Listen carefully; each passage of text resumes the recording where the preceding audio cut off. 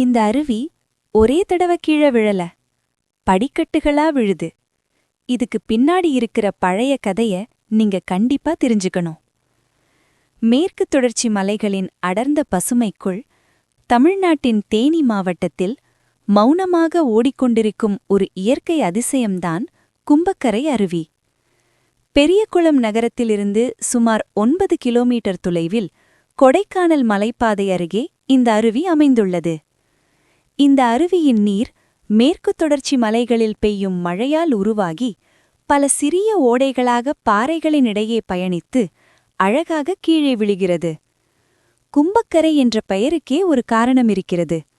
இப்பகுதியிலுள்ள மாட்சிநாயக்கன், வீரபுத்திரன், வைரவன், பூதனாட்சி, செழும்புநாட்சி, சோத்துமாயன், சின்ன அண்ணன், கருப்பண்ணசாமி ஆகிய வன தெய்வங்கள் இங்குள்ள கரையில் கும்பலாக கூடுமாம். அதனால்தான் இது கும்பல் கரை என்று முன்னர் அழைக்கப்பட்டதாம். இந்த கும்பல் கரையே இன்று கும்பக்கரை என்று மருவியதாக இப்பகுதி மக்கள் தெரிவிக்கின்றனர். பண்டைய காலங்களில் இந்த பகுதி முழுவதும் அடர்ந்த காடுகளால் சூழப்பட்டிருந்தது. அப்போது இங்கு வாழ்ந்த பழங்குடியினர் இந்த நீரை தெய்வீகமாக கருதி வணங்கி வந்தனர்.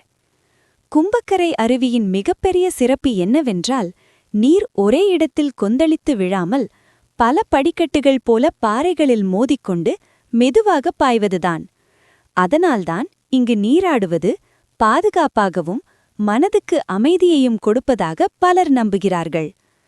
இன்று கும்பக்கரை அருவி ஒரு சுற்றுலா இடம் மட்டுமல்ல, இது தேனி மாவட்டத்தின் இயற்கை வரலாறையும் மலைநாட்டு பண்பாட்டையும் மௌனமாக சொல்லிக் கொண்டிருக்கும் ஒரு உயிருள்ள சாட்சி.